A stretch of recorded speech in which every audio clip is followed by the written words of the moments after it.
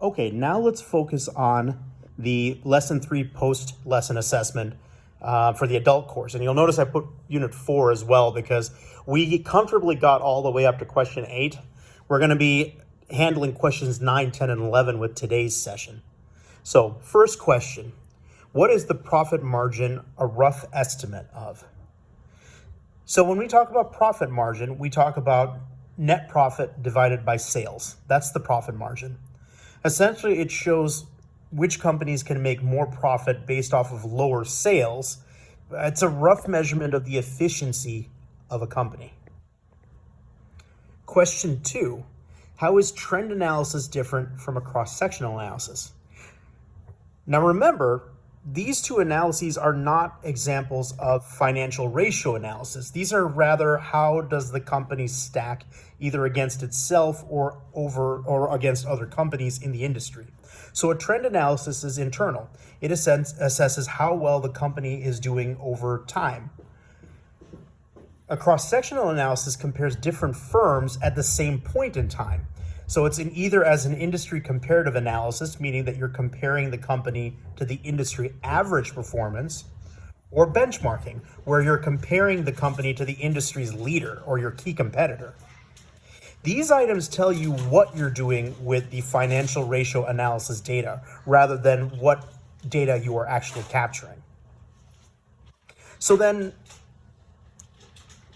what makes categories of financial ratios, meaning trend analysis and cross-sectional analysis, different than the types of ratio analyses or the types of ratio comparisons like liquidity, activity management, debt, and later on we'll talk today about profitability and market ratio. So again, it comes down to the what are you collecting versus what do you do with what you collected. The trend analysis, cross-sectional analyses, these tell you essentially how do you analyze the data that you collected. The financial ratios themselves are the data that you collect and harvest. So it isn't through organizing the financial ratios analyses that you have taken that you get things like the trend analysis or the cross-sectional analysis. Question 4, briefly, what are the differences between the 5 types of financial ratios? Now, we're going to talk about 2 of them today, but the 5 types of financial ratios are the liquidity ratio, activity management ratios, debt ratios, profitability ratios, and market value ratios. Very briefly, a liquidity ratio is essentially can the firm pay off its short-term, mind you, liabilities, like its debts, its leases, without having to resort to taking out debt or loans, or trying to raise external capital. Activity management ratios are essentially how good is the firm at maximizing the liquidity of its profit. It's not necessarily the profit margin itself, but how they can, essentially, how well are they at getting cash on hand as opposed to bills uncollected. And they do that by increasing the liquidity of the cash it takes in order to service its debts as quickly as possible. And also in activity efficiency and asset management ratios, you're also measuring how well the company uses its assets to generate more money. Debt ratios and financial leverage ratios measure just how much debt and loans that the company has had to take out to pay for its short and its long-term liabilities. Now we're going to start with profitability ratios this time. And a profitability ratio is essentially how good is the firm at, generating profits. And there are ways to make it look better than it actually does, which is where, we're going to spend a little bit of time. And then last but not least is market value ratio. It's one thing for us to say these are the facts in terms of how profitable we are, but then there's the perception of, what about your shareholders? How profitable do they think you are? Do they think that you're a company worth investing in? And that's where market value ratios come into play. So essentially, the market's perception of the firm's performance. Now, going into questions regarding liquidity ratios, how is the current ratio different from an acid test ratio? So a current ratio is the simplest look. It is essentially your current assets divided by your current liabilities.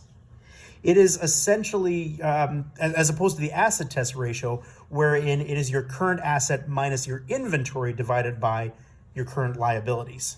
So with the current ratio, if most of your assets are locked up in inventory or they're locked up in infrastructure, you may not actually be doing very well in terms of your assets and sales as compared to the liabilities you've incurred. So that's where an asset test ratio kind of shakes the wheat from the chaff there, by removing all of the fixed inventory that you have or the fixed infrastructure that you have from the equation. Asset test ratio, by the way, is also called the quick ratio, in case you see that anywhere. Questions 6 and 7. Now, those two are kind of combined together. Is it better to have higher or lower values for, well, we're going to go through each of them, and then I have to explain why I said what I said. So the first is accounts receivable turnover. Accounts receivable turnover is credit sales divided by accounts receivable. Essentially, it means how much cash have you received from the customer, so your credit sales, as compared to how much customer credit you haven't gotten back from them yet, the accounts receivable. This doesn't really affect the profit ratio because your profit is the same. Some of it you have as cash and some of it you have as uncollected debt. But what you have changed by maximizing this value is the immediate access to liquidity of the cash in your net profit. The higher the number means your profits are more liquid, which is generally a good thing.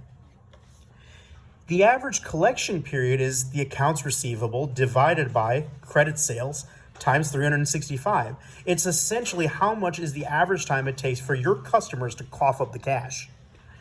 The lower the number, the quicker you're getting that money from the customers for what you sold to them. So you want a lower number. If this number is high, you either have very relaxed or inefficient payment plans, or you potentially have unreliable people that you're selling to who are not coughing up on their debts. This is again a measurement of liquidity of the company and how much cash is on hand to use. Now, these two ratios have to deal with getting the money into the company. The next two ratios talk about how you get the money out of the company for what you owe to suppliers. The accounts payable turnover is the credit purchases divided by accounts payable. This is a measurement of how well your company is paying off its debts. This number needs to be as high as possible because it means that you're basically honoring your debt by chucking, money towards the debts that you have accrued. It builds good credit, essentially. Conversely, average payment period is accounts payable divided by credit purchases times 365. It tells you roughly, on average, how many days does it take you to pay down your debts. The lower you can get this number, the better off you're doing. So now, these four that we've talked about, these two are essentially come down to how quickly you can move your inventory and how quickly you can pay down your debts. Excuse me, not the inventory. How quickly you can get money from your customers and how quickly you can pay down your debts. The next two talk about how quickly you can move your inventory. So inventory turnover is cost of goods sold divided by average inventory. In other words, how many times do you essentially sell and replace all your product over a set period of time? High or low really kind of depends on what you sell. If you're selling something that's perishable or something that needs to be replenished relatively quickly, you're going to be looking for a high number. But say you're selling something like pianos or something that lasts decades, you may not necessarily have a high number. High and low is really based more off of the industry standard for your particular industry. Inventory holding period, that's the average number of days to fully turn over the inventory. It is essentially average inventory divided by cost of goods sold times 365. You can have a high inventory turnover if your product is fragile or perishable, or it could be that you simply are moving a lot of product because, again, you're an industry leader. It really depends on what the industry leader is doing for your particular industry.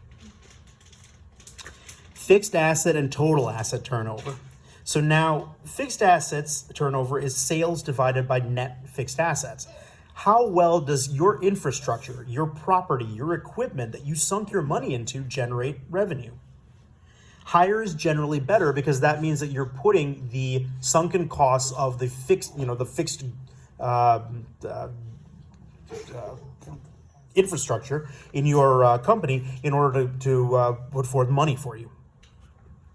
Total asset turnover is sales divided by total asset. This is a measure of how well everything on your balance sheet is used to generate more sales, not just your fixed infrastructure, but also any other items that you have in terms of your inventory.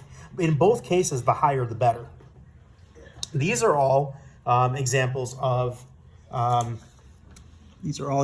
activity and asset management ratios. Now, let's go quickly to a debt ratio question.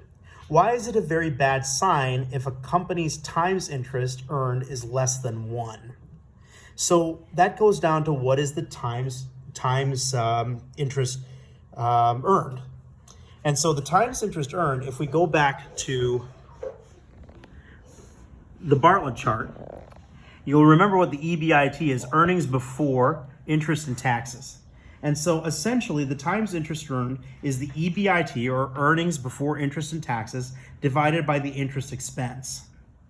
So this ratio tells us if the company can cover the interest payments on all the loans that's taken out. Basically, if this number is less than 1, you're not pulling enough money in to even cover your interest expense. It has to be always greater than or equal to 1. Otherwise, your company is essentially operating at a massive loss, and you're likely to go into bankruptcy because you can't even cover your basic interest payments with your earnings. So that is where we are with this. And now we are going to get into the kids course, the youth course, regarding, and honestly, this one's going to be really good for everybody, regarding how to make a budgeting spreadsheet.